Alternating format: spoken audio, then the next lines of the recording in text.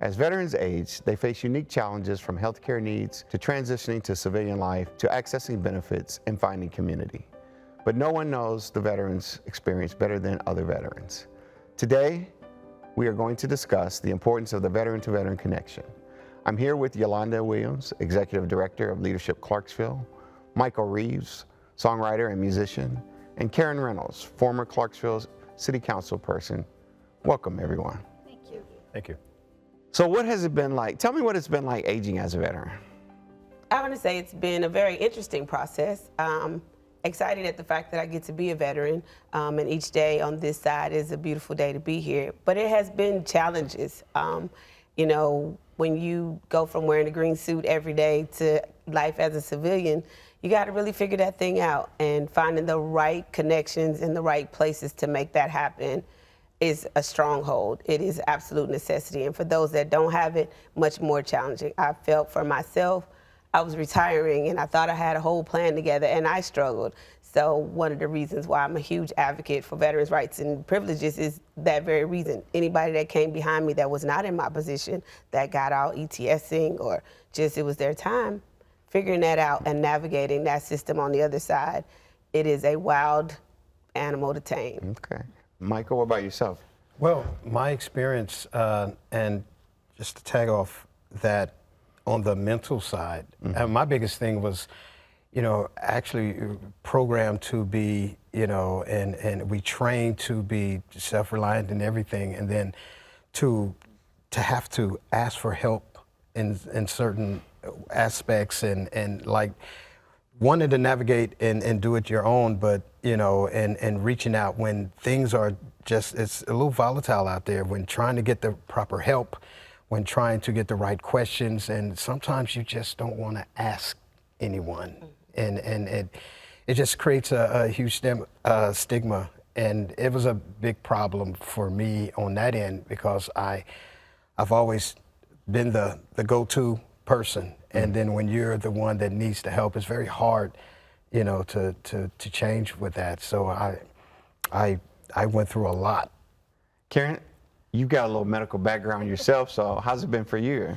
So I would say I probably I would say I have healthcare privilege. So I literally grew up in medical, in the AMED, Army Medicals, you know, so I know the process all my life, raised my children, and when I retired from the military, I still had children that were, they were in 7th grade and 3rd grade. So I stayed, rather than go to the VA side, I stayed at Blanchfield because I knew the system and I basically knew how to work the system.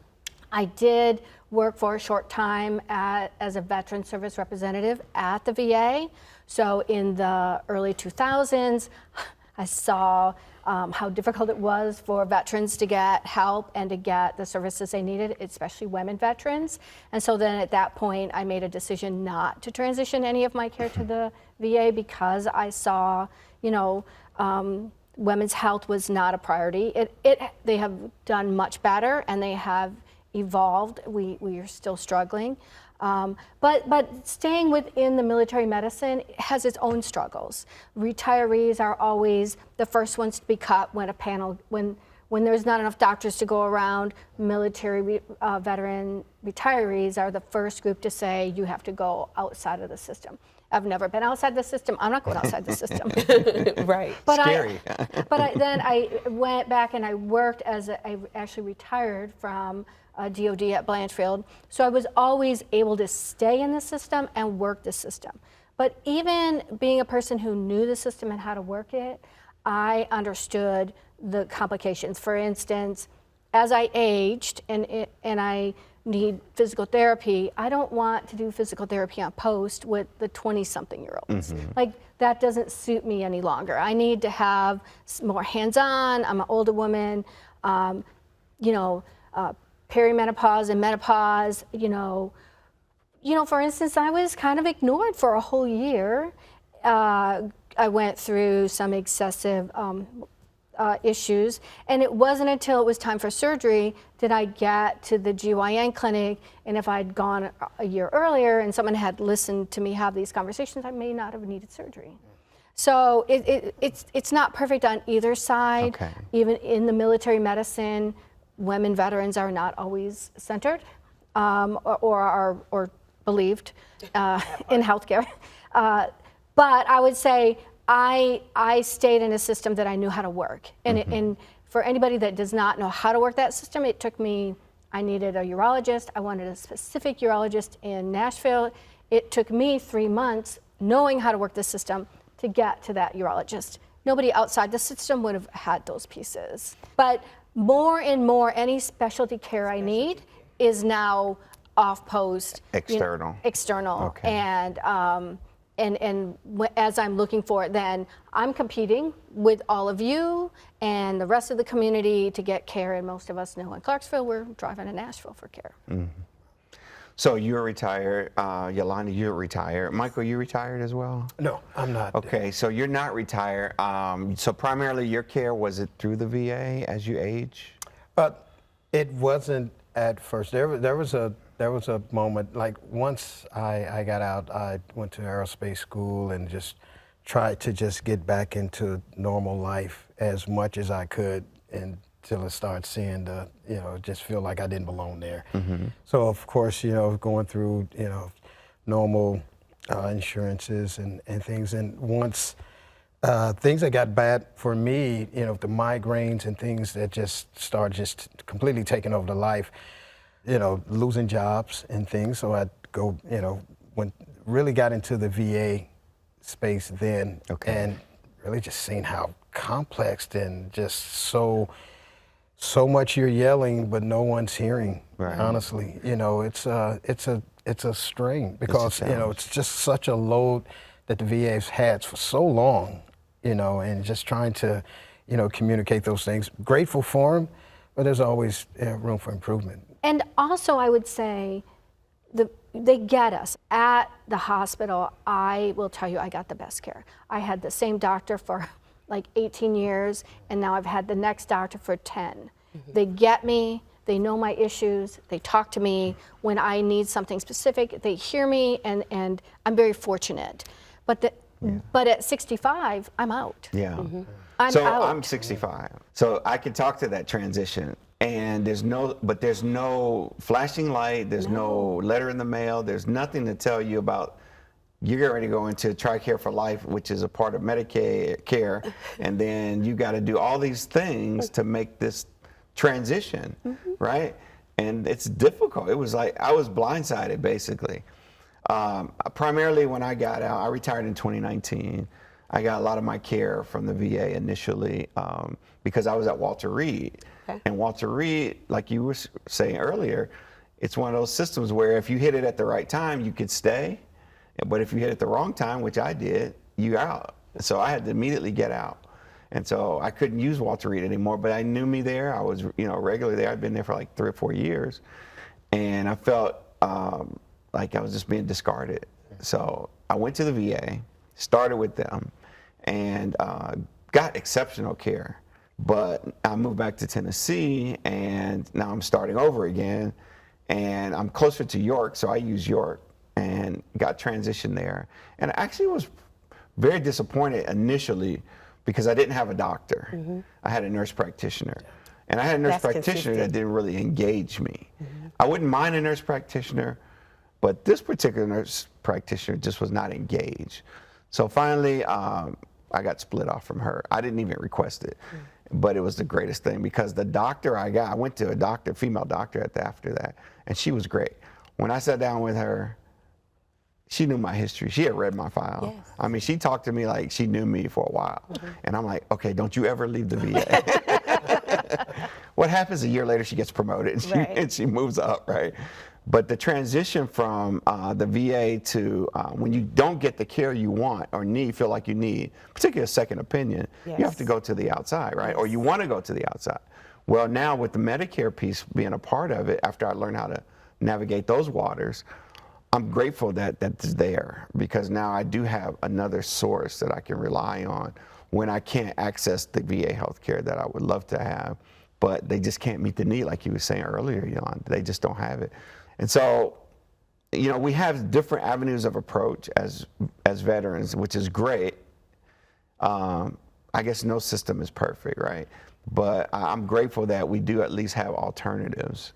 But we have alternatives Yeah, and that as she does not. And those that it did not retire. And I think one of the things we were talking about, Correct. veteran service organizations and people that help veterans, women veterans of America, was like my tribe, my sisterhood is where I found my happy place, because there were women veterans that had been through certain things, some several years sooner, and we could talk about like those same challenges as you face, because there is no book on what this looks like, and every person's case is independently different from the next. So you have to walk your own walk. But being able to talk through that walk with people that have been there is an exceptional. But what I found, like I shared, I did retire, right? I did have both. But there were ladies that ETS out after their second term, Right. had no true understanding. I met some very senior women veterans that gotten out as WACs and very early on, and this whole computer thing and understanding how to navigate My Healthy Vet, or they don't have smartphones. I think we were talking about that during the break, right? Right. Like iPhones or Samsungs.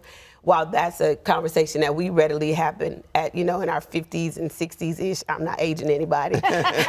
But, talk about someone who's 70 plus, right? Yeah. And now I'm just now trying to figure out my claim, or I didn't even know that MST was a thing, or I didn't know. And for those that don't know, that's military sexual trauma for a woman. Right. I don't know what that is. Or man. Or man. And I just had a class. And so now how do I get in to see somebody for that?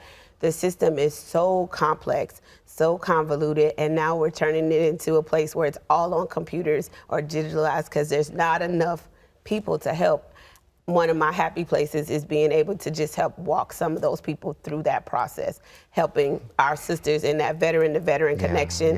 To bring it back to what we're talking about is being able to give back, like each one, teach one. I mean, you may not be able to help everybody, but if I just lend a helping hand to my sister or my brother who does not know what that looks like, it brings me a level of peace or joy just that I was able to help someone, because it was hard for me and I thought I knew what I was doing, right? I thought I was ready to transition and realized very quickly I wasn't, and now someone who did not even have that pathway. And that's a great point, because why is it important to stay connected?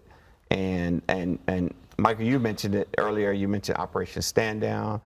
Operation Stand Down was a place that I came to actually for assistance, and I walked in a place where everybody was like me, and veterans helping veterans. I mean, blew my mind. I actually told them, hey, I'm coming back and working here, and literally within months I was back there, and it just opened up that door for me. Tell us a little bit more about Operation Stand Down. What is that? What is that to people that don't know? So Operation Stand Down, it's a service, veteran service organization that, has wraparound services from transitional housing, suicide prevention, social services. It's just a wraparound of services that can meet a veteran wherever they at.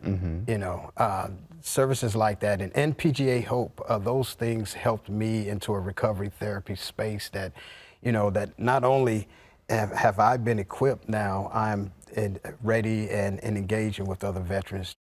Karen, you've been in city government. I mean, another resource, right, for veterans. Talk about that and how you were able to help veterans from that perspective stay connected. My job is really connecting. Like as a city council person, it was making those connections. And it does make a difference. And I encourage people to realize that, like picking up the phone and calling your city council person or your county commissioner, because they know the resources as well. They're not going to have the answers, but they're going to have the connections. I never pretended or tried to have the answers, but it's like, let me call you back. Where does this person go? And making sure that, and then when a city council person calls and says, hey, I have this veteran who needs an appointment, can you get in? Oh yeah, we can get them in right away. And it changes the conversation, and I was really. Absolutely. And it probably took me, I would say, 1.5 years on the council to realize I was changing conversations.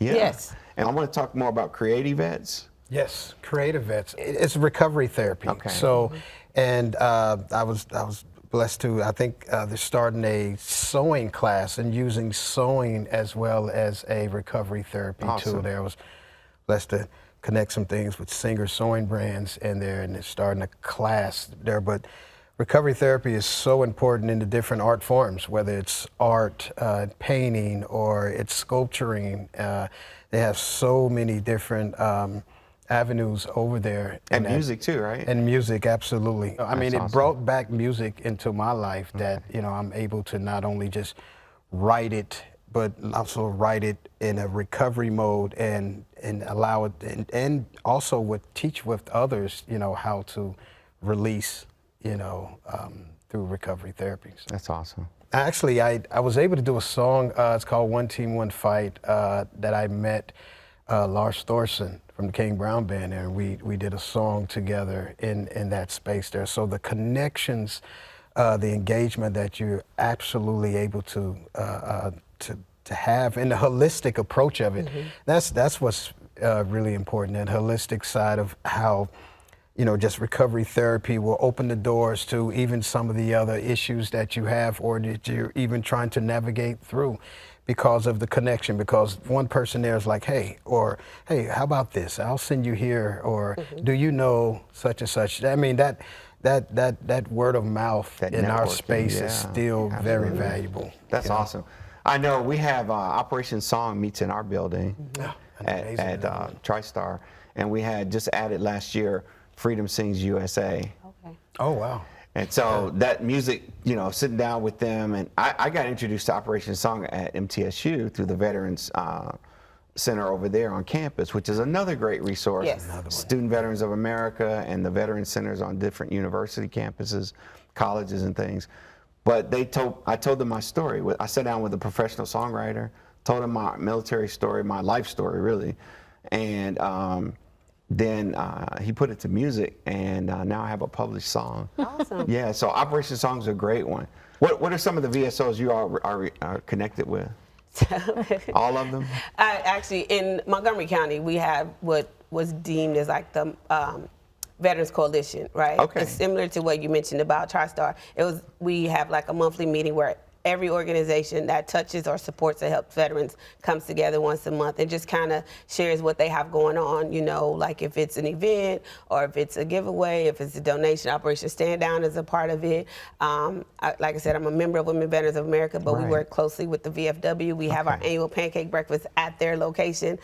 But I think the Veteran Service Organization that's ran governmentally, that is with the hired professionals, the struggle bus is kind of real for us, even with all of the great volunteer nonprofits. That space, while I think it is a great opportunity to be our lifeline, evaluations to who works there and how they service the community needs a really hard look. Because if you go in with a claim, you go in with a question, and that person, struck a nerve on that one. it is a bane of my existence. Because there are some folks And that I think sit that's there across the whole state. Yes, it is. You know, It is across the country. with that definitely VA governmental, whoever is the oversight for that, just really take a hard look at the evaluation of who works there and what they're doing. I think their role is exceptional. I think what they're designed to do is on point. How they do it, how it is monitored, I guess is the right word. It's like a double-edged sword. Yes. And I'll tell you, from my perspective, I've seen it. I would just use Rutherford County as an example. You get veterans, so many veterans, they don't pay very well at those positions, right? Okay. So that's why I say it's a double-edged sword. You have such a high visibility, high level of exposure, and also you really, it's a position of trust. It is. Yes. And confidence. It is. And responsibility. You can't get in there and just play around with it or overstep your bounds. I see that across the state, across the country even, but they don't honor those positions very much. So city governments, county governments really need to take a look at who they put there as well. I agree with you 100%. But then monitor that too. Because, you know, if you're not getting the feedback, people just coexist, or they exist in a space where they just are on autopilot, and veterans unfortunately get slighted for that.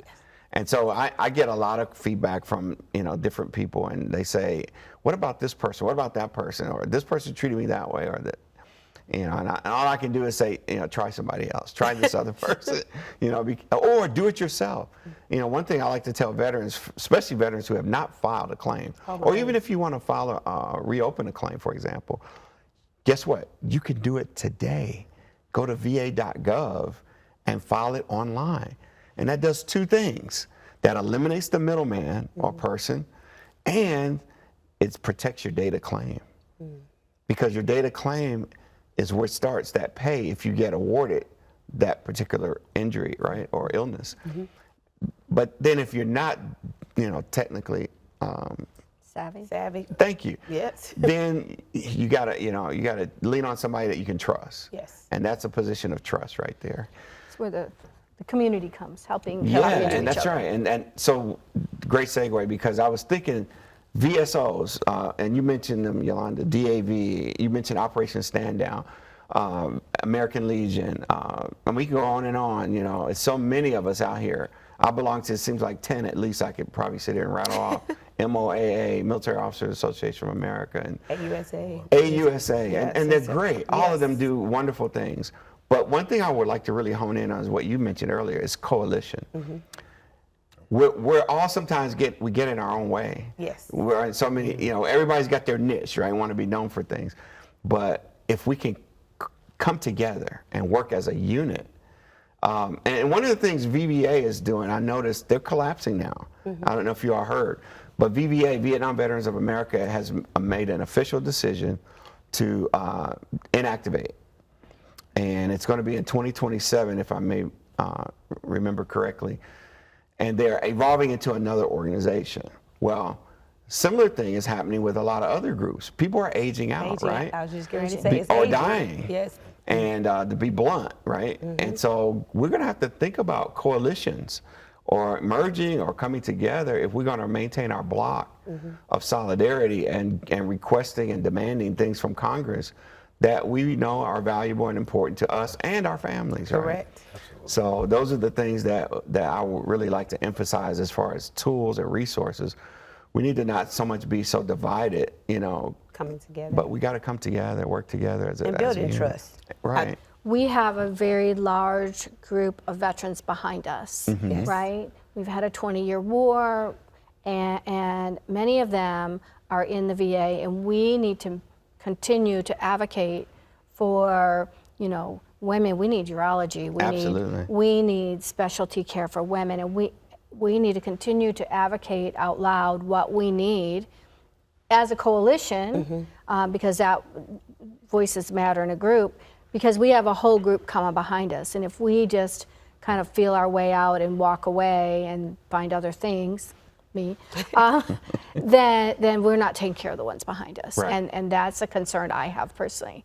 So listen, I appreciate you all coming in and sharing all of this wonderful information. It's very important. It's critical, really. I'd like to give each of you a chance just to kind of share your final thoughts before we close out. Let's start with you, Karen. We are facing not only, you know, a critical shortage of healthcare as we age as veterans, we're also out in the nation facing that same shortfall. So having the opportunity to bring to light some of our concerns and talking about and sharing other organizations is so important. We know as veterans, one team, right? So I'm grateful for that, and thank you, and I'm gonna look you up. Okay. Michael? Yes, just opportunity to even be on a platform and to speak on the issues that we at the coffee house or at the house, we're always talking about, because we're always engaging and we're always a little heightened and alert and do want to know. So I really appreciate these opportunities, and as I continue to grow on the music side and connect and want to connect with all of them, my music is, I want to give donations and connections to any veteran service or anything there. So I'm just very thankful to be here and look forward to other ventures. And Yolanda? I think my motto is always, how can I help? And I think opportunities like this to be in a space to speak to the things that are the concerns of all veterans and those that we are connected to. The one plug that I want to continue to say, we are living longer, right? So we're going to be around a long time, and even for those coming behind us. And so we got to talk about how to get this right. We got to talk about ways to make this better so that the older we are, we still are getting the care that we know we deserve for what we gave to our country. For those, whether it was 1 year, 25, 30, you're all considered a veteran. Woman, man, we want you to be recognized and feel that there is a space for you. And veteran to veterans, being connected and sharing that is just something that's near and dear to my heart, and I want to help them in any capacity that I can. So I just thanks for having the opportunity to do that. That's great. Thankfully, they allow us to tell our story, and because no one can tell it better, like we said in the beginning. Thank you all for coming and taking out times out of your busy schedules and days. Everything you said was valuable. It was impactful and necessary. One of my mottos from MOA is never stop serving, and it's obvious that neither of you have never stopped, and that's great. So I encourage you to continue. Look forward to collaborating with you in the future. And thank you for joining us. If you'd like more information, please visit our website, WNPT.org/agingmatters.